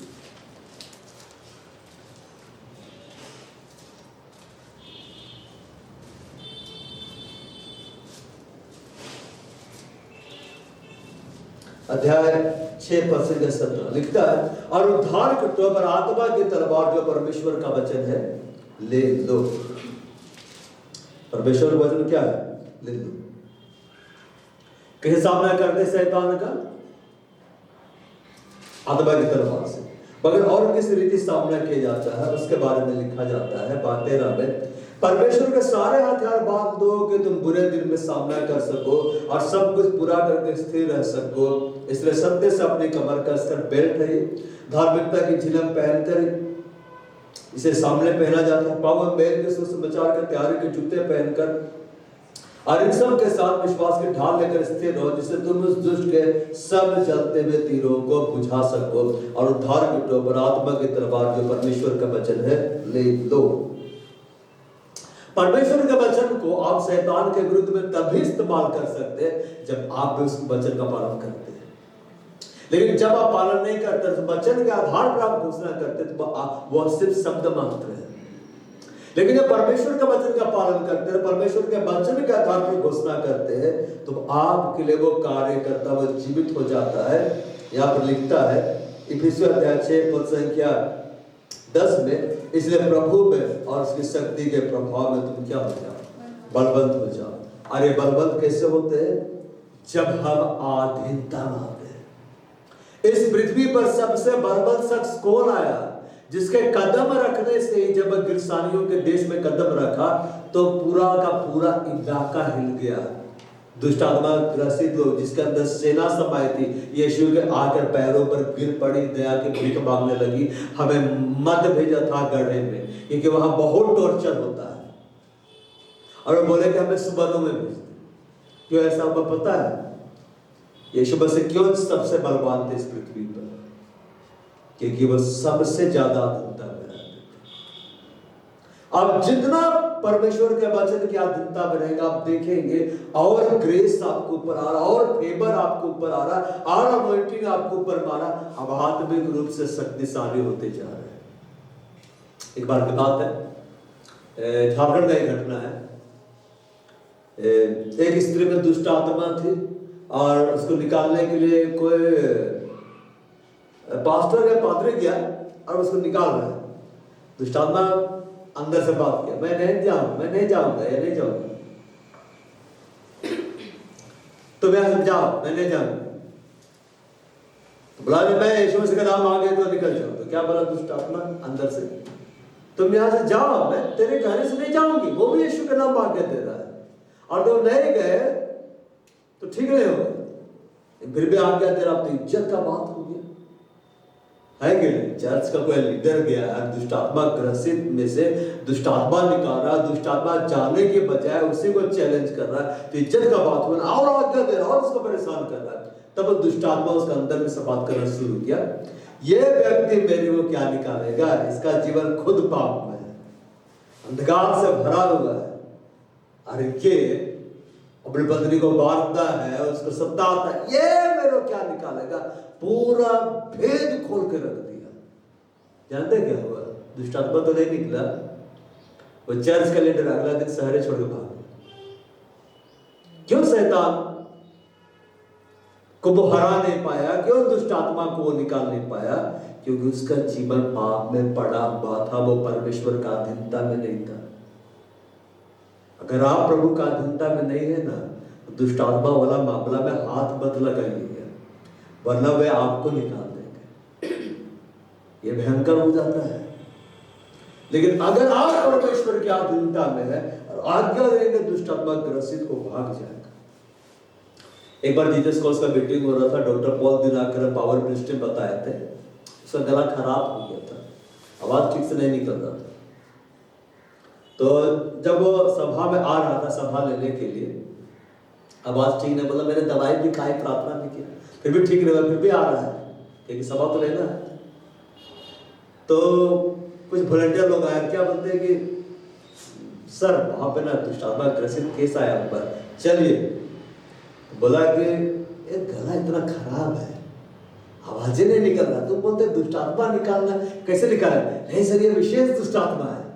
बोलता क्या विशेष है? नहीं, इसकी जब आज्ञा दिया जा रहा था तो बोल रहा था आज्ञा देने वालों को, तेरे कहने से मैं नहीं निकलूंगा, जब डॉक्टर पॉल दिनाकर आएंगे ना तभी मैं जाऊंगा। सोचो, वो भी जान रहा है कि वो किस लेवल का है और उसको निकालने के लिए कौन सा लेवल का आदमी चाहिए। इसलिए सब लोग सब दुष्ट आत्मा को हैंडल नहीं कर सकते। डॉक्टर बहुत दिलाकर आया, आवाज तो फिर से था, क्या होता है, यीशु मसीह के नाम आगे देता और दुष्ट आत्मा छोड़ के भाग गया, बोलता है फिर मेरा गला खुल गया, मैं शेर की भांति दहाड़ा सभा में जाके। भिजवा रहे हैं क्यों? उसके बोलने से निकला, वो अधीनता में रहते हैं। भिजवा रहे हैं, घंटों प्रार्थना करते हैं, नाइट प्रेयर वो करते रहते हैं, 2 घंटा के 4 घंटा वो सोता है। प्रभु उतना ही देर में उसका नींद कंप्लीट कर देता। भयंकर प्रेयर हो गया, भयंकर। तब ना प्रभु उसको बड़ा से बड़ा सुख देता जा रहा है। बोले चुकाओगे ना तो प्रभु देगा। हालेलुया। परमेश्वर के अधीन हो जाओ, वचन का पालन करो और वचन को भूलो मत। और जब तुम पालन करोगे तुम शैतान का सामना करोगे। कैसे सामना करोगे? उद्धार का टोप लेकर, धार्मिकता के झिलम पहनकर, सत्य के कमरबंद से अपने कमर को कसकर, मतलब मुंह से झूठ नहीं निकल रहा है, विश्वास के ढाल लेकर, आत्मा की तलवार लेकर, जो परमेश्वर का वचन है, पावर मेल मिलाप के सुसमाचार के तैयारी के जूते। तुम सामना करो, भाग जाएगा। अबे मेल मिलाप के सुसमाचार के तैयारी के जूते मतलब मालूम क्या है? जूते हैं तो बाहर निकलो। अब घर में बैठ के जूता पहनकर मत चलो, बाहर जाना है, लोगों को गोस्पेल सुनाना है, लोगों को गवाही देना है। जब तुम इस तरह से करोगे और फिर शैतान का सामना करोगे, बोलोगे आओ, वो भाग जाएगा। जो प्रभु की सेवा में लगा रहते हैं ना जो व्यक्ति लोग, जब इस दुष्टात्माओं को आगे देते, दुष्टात्माएं भाग जाती है। क्यों? क्योंकि वे जानते हैं हथियारों से लैस है, इसके ऊपर प्रभु का अभिषेक है। आप बाइबल निकाल के पढ़िए कि यीशु मसीह 30 साल में दुष्टात्मा निकाल रहे थे, घर में बुला बुला के नहीं। लेकिन जब बाहर निकले ना, अभिषेक बपतिस्मा लेकर अभिषेक पाके, दुष्टात्मा लोग एकदम त्राही त्राही मच गए, सब भागने लगे। वो लोग तो चिल्लाता था कि हे परमेश्वर के पवित्र जन, क्या तो समय से पहले हमको नष्ट करना है? बोलता था ये तो परमेश्वर का बेटा है। और यीशु मसीह बोलता भागो भागो यहाँ से। चेले लोग भी जब अधीनता में थे तो वो आज्ञा दिए कि नहीं कि मैं यीशु के नाम आज्ञा देता, भाभी कहने वाली आत्मा को और बाहर निकला कि नहीं? लेकिन महायाजक के बेटे, मैंने बोला जाए अभी के समय में पास्टर के बेटे, बिशप के बेटे, चर्च लीडर के बेटे, जो परमेश्वर के वचन को नहीं पढ़ते थे, अधीनता में नहीं रहते थे, वो बोले जैसे यीशु का प्रचार पौलुस करता, मैं तुम्हें उसकी शपथ खिलाता, बाहर निकलो। बोले यीशु को मैं जानती हूँ, पौलुस को मैं पहचानती हूँ। जो परमेश्वर की अधीनता में रहता है उसको दुष्ट आत्मा पहचानता है। हालेलुया, पहचानता है। आप कहीं सेवकाई के लिए जाएंगे, बोलेगा पहले बुरा बिस्तर बांध कर भाग जाते हैं तो आउट आउट करेगा यहाँ पर। भाई आधे के बेटों ने कहा जिस कि निकलो, तो दुष्ट आत्मा ने कहा कि यीशु को मैं जानती, पौलुस को मैं पहचानती, तुम कौन हो? तुम कौन हो? तेरा तो नाम भी मैं नहीं जानता हूँ, तेरा तो तस्वीर भी मैं नहीं देखा हूँ। और उसके ऊपर हमला ऐसे किया, कपड़ा फाड़ दिया, वो घायल हो गया, लहूलुहान हो गया, नंगे वहां से भागना पड़ा। हालेलुया। प्रभु के अधीनता में नहीं रहेंगे ना तो दुष्ट आत्माएं आपको निकाल लेंगे। फिर भाई होगा नींद में दबा रहा है, गला दबा रहा है, हाथ दबा रहा है, पैर दबा रहा है, जाने क्या क्या दबा। परमेश्वर के अधीन हो जाओ, शैतान का सामना करो, उन हथियारों को लो जो फिर के पत्र में लिखा हुआ है। और जब तुम सामना करोगे वो भागेगा, तुम आउट करोगे अपने जीवन से, वो आउट होगा, अपने परिवार से आउट करोगे वो आउट होगा। और जब आउट होगा ब्लेसिंग आएगा, ग्रेस आएगा, फेवर आएगा। हालेलुया। आप लोग खड़े हो जाएंगे।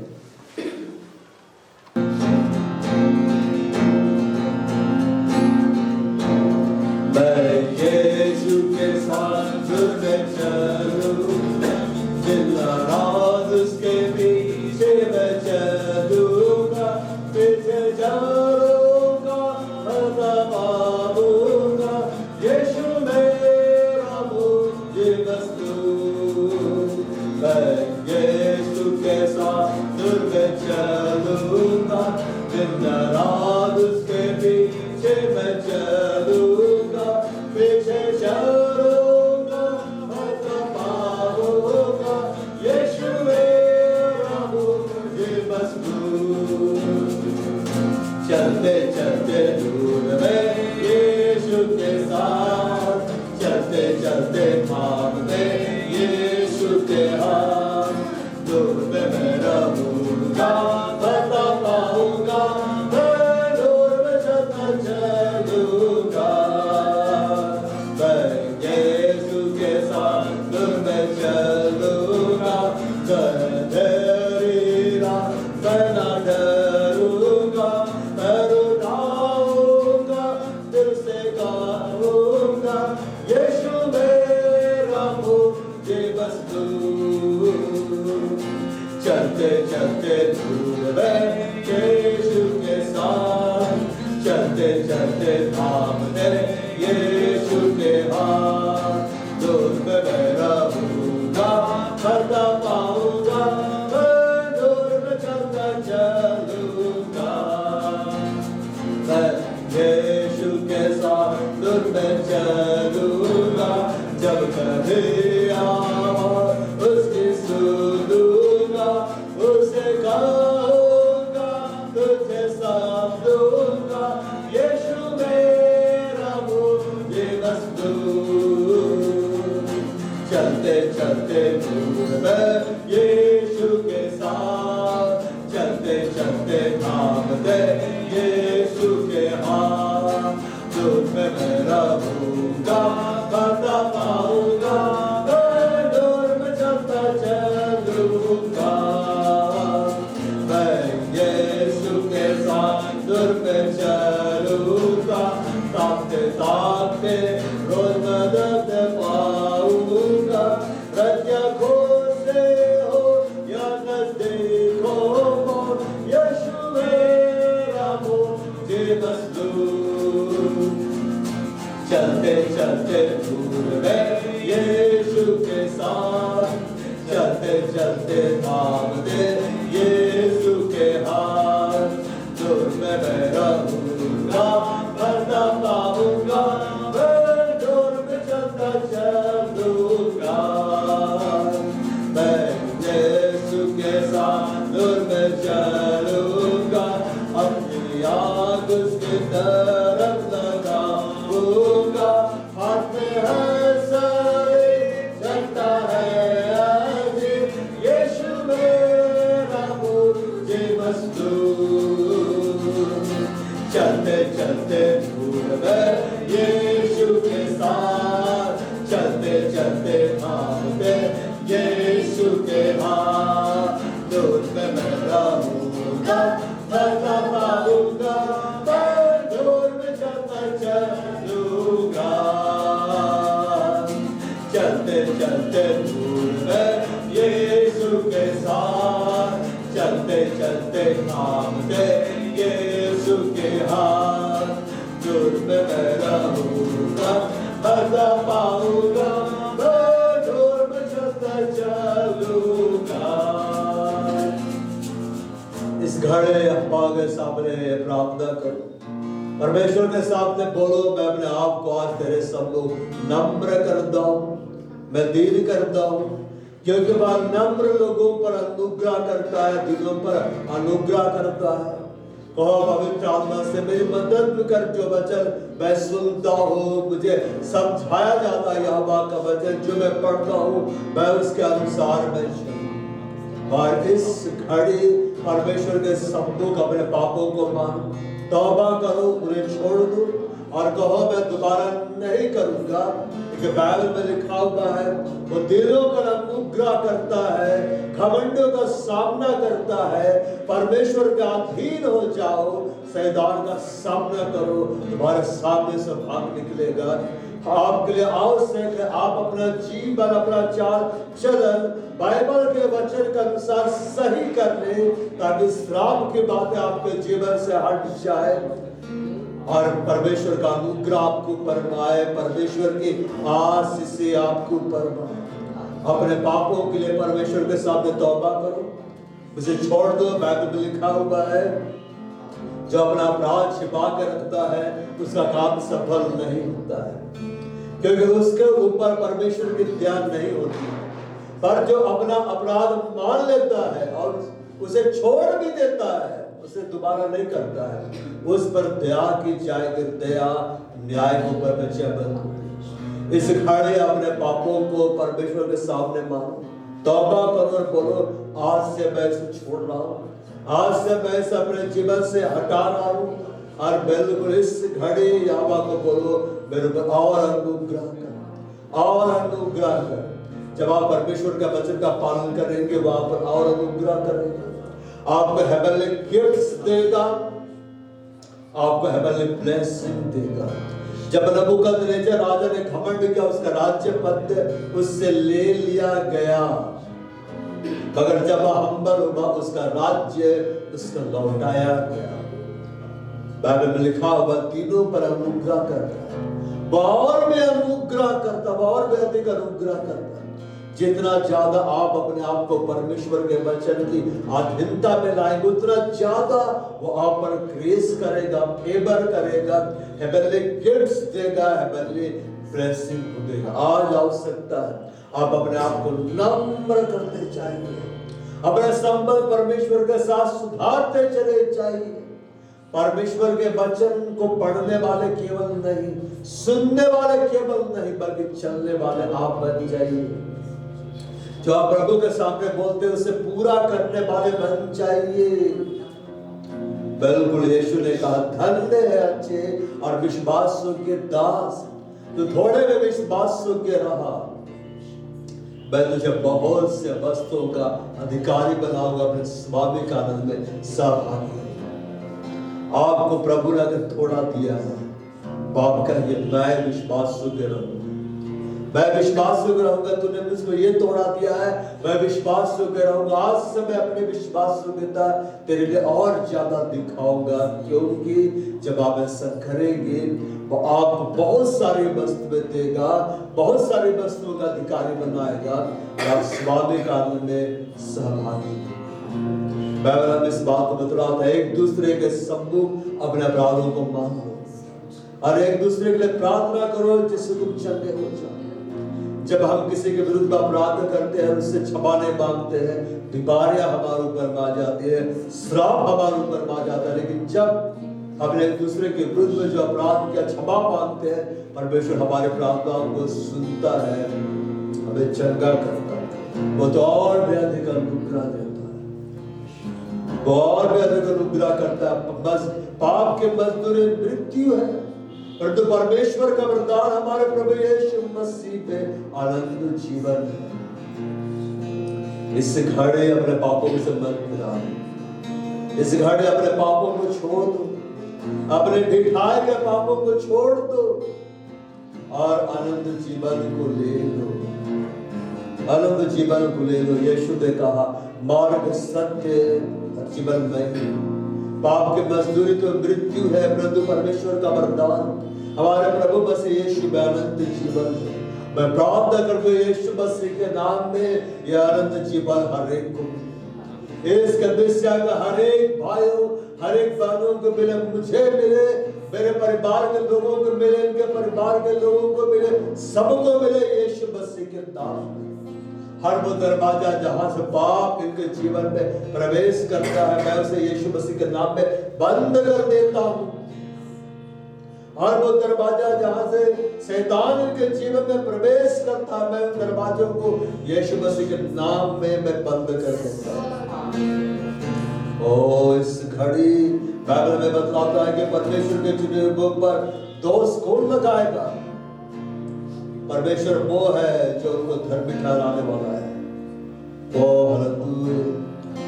फिर कौन है जो धर्म की आज्ञा देगा? मसीह जो मर गया पर मुर्दों में से जी भी उठा और परमेश्वर के दाहिने और हमारा निवेदन भी करता है। इस घड़ी अपने होठों को खोलकर बोलो यीशु मसीह मैं तेरी अधीनता को स्वीकार करता हूँ, पवित्र आत्मा मैं तेरी अधीनता को स्वीकार करता हूँ। इस घड़ी बोलो हे पवित्र आत्मा मैं तेरी अधीनता को स्वीकार करता हूँ। तो मेरा स्वामी है, मैं तेरा दास हूं। यीशु को बोलो तू मेरा चरवाहा है, मैं तेरी भेड़ हूं। तुझे अपनी आज्ञाओं को सुना, मैं उन्हें मानूंगा, मैं उनका पालन करूंगा। ओ यीशु आपकी धार्मिकता है, यीशु मसीह आपकी पवित्रता है, यीशु मसीह आपका छुटकारा, आपको अधीन होने की आवश्यकता है। बाइबल में लिखा हुआ है, मेरे लिए जीवित रहना मसीह है और मर जाना लाभ है। आपके लिए जीवित रहना आसन मसीह है। बोलो, मेरे लिए जीवित रहना मसीह है और मर जाना लाभ है। बोलो, मैं जीवित हूं तो परमेश्वर की महिमा के लिए। मैं मर गया, मैं यीशु मसीह के साथ क्रूस पर चढ़ाया गया और अब मैं जीवित ना रहा, बल्कि मसीह मुझ में जीवित है और मैं जो शरीर में जीवित हूं, तो उस विश्वास के आधार पर जो परमेश्वर के पुत्र यीशु मसीह पर है, जिसने मुझसे प्रेम किया है, अब मैंने अपने आप को दे दिया। तो धन्यवाद यीशु मसीह, तूने मुझसे प्रेम किया है, मैंने अपने आप को दे दिया है। आज से मेरा यह देह आपकी महिमा के लिए बोलो, मेरा यह प्राण आपकी महिमा के लिए, मेरी आत्मा आपकी महिमा के लिए, मेरा संपूर्ण जीवन यीशु मसीह तेरी महिमा के लिए। हालेलुया।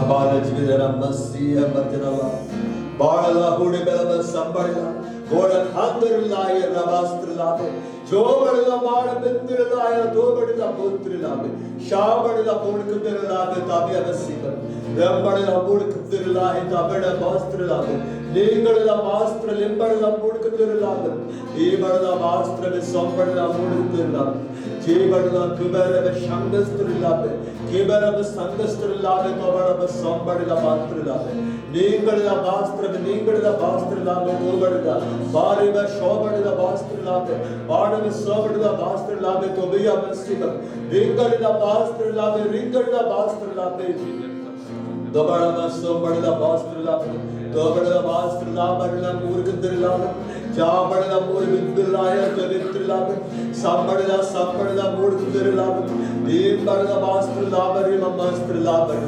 बड़ा मूर्ख दर लावे, इन बड़ा वस्त्र लावे, तो बड़ा बस सांबड़ला जितना ज्यादा पवित्र आत्मा की आत्मदा को स्वीकार करें, उसके आत्मदा में आप सीख जाए, उतना बड़ा anointing, उतना बड़ा सामर्थ आपके जीवन में आएगा। यस, मित्र आत्मा को बोलो, तू मेरा स्वामी है, मैं तेरी आज्ञाओं को मानूंगा, तू मेरा अगुवा है, तू मेरा परमेश्वर है, मैं तेरी आज्ञाओं को मानूंगा, मैं तेरी आज्ञा को स्वीकार करता हूँ। बाइबल हमें इस बात को बतलाता है, वो दिलों में अनुग्रह करना धन्य है जो मन के दीन है, स्वर्ग राजनी का धन्य है जो नम्र है। मैं पृथ्वी का अधिकारी होगा, आप जितना ज्यादा परमेश्वर के वचन के आधार पर अपने आप को नम्र करते चले जाएंगे, मानते चले जाएंगे, परमेश्वर बड़ा बड़ा अधिकार आपको देगा, वो आपकी सेवाओं को बढ़ाएगा। मेरी प्रार्थना है यीशु मसीह के नाम में ये सब लोग नम्रता में बढ़ते चले जाएं, ये सब लोग दीनता में बढ़ते चले जाएं। यीशु मसीह के नाम में मेरी यह प्रार्थना है, आप बड़े बड़े स्वर्गीय वस्तुओं के स्वामी बने, आप हवा के आनंद में शामिल हो जाए। पवित्र आत्मा को बोलो, मेरी निर्बलता में मेरी मदद कर, मेरी निर्बलता मेरी मदद कर। उसने कहा, मेरा अनुग्रह तुम्हारे पर्याप्त है, तुम्हारी निर्बलता में मेरा सामर्थ्य सिद्ध होता है। इस घड़ी यीशु मसीह मैं तुझसे प्रार्थना करता हूँ, तेरा अनुग्रह इस कलीसिया को ऊपर दो, तेरा अनुग्रह इन सारे लोगों को ऊपर दो और इनकी निर्बलताओं में अपने सामर्थ्य सिद्ध कर, इनकी निर्बलताओं में आपके अपने सामर्थ्य को सिद्ध कर। आप यीशु मसीह में पवित्र है, आप यीशु मसीह में धर्मी है, यीशु मसीह के नाम में सब लोग सिद्धता में बढ़ते चले जाए, यीशु मसीह के नाम में सब लोग परमेश्वर के यहोवा के आज्ञाकारी बन जाए, यीशु मसीह के नाम में सब लोग आशीषित हो जाए। मैं आप सबों को आशीष देता है यीशु मसीह के नाम। हालेलुया। जब बीमार लोग इस घड़ी में उनकी चंगाई के लिए निवेदन करता हूँ, यीशु मसीह के कोड़े खाए जाने का छंग हो जाओ, पूरी रीति से छंग हो जाओ। तो यीशु मसीह ने हमारे लिए कोड़ों की मार खाई है, किसी कोड़े खाए जाने सब लोग छंग हो जाए, मैं यीशु मसीह के नाम में चंगाई की घोषणा करता हूँ। मैं यीशु मसीह के नाम में चंगाई की घोषणा करता हूँ। बीमारियों को मैं आज्ञा देता हूँ। यीशु मसीह के नाम जिस कलीसिया के जीव के लोगों के शरीर को छोड़कर चले जाए, और यीशु मसीह के नाम में यीशु मसीह के कोड़े खाए जाने के कारण चंगे हो जाओ। यीशु मसीह कोड़े खाए जाने का खाने का कारण चंगे हो जाओ। पवित्र बल से उतरा इस कलीसिया, वेग से उतरा इस कलीसिया, इस कलीसिया में होली स्पिरिट फायर, इस कलीसिया का हर एक भाइयों के ऊपर, हर एक बहनों के ऊपर में यीशु मसीह के नाम में होली स्पिरिट फायर, हर बीमारियों के ऊपर में होली स्पिरिट फायर। यीशु मसीह के कोड़े खाए जाने का चंगे हो जाओ, पूरी रीति से चंगे हो जाओ। मैं यीशु मसीह के नाम में चंगाई की घोषणा करता हूँ। मैं यीशु मसीह के नाम में चंगाई की सामर्थ को यहाँ पर मैं बहाता रहूँ। बाड़े बिस्मिल्लाहि नाम पढ़ेगा मुड़ के तेरे लावे जबड़ा को बड़े नमाज दिन बस तुरंत खुदाए से खड़े हम तेरा धन्यवाद करते हैं। हम आदर में प्रशंसा तुझे देते हैं यीशु मसीह के नाम में, आमीन। और हमारे प्रभु यीशु ख्रिस्त का अनुग्रह, परमेश्वर पिता का प्रेम और पवित्र आत्मा की सहभागिता सबों के साथ सदा सर्वदा प्रभु यीशु मसीह के गुप्त आगमन तक बनी है। आमीन।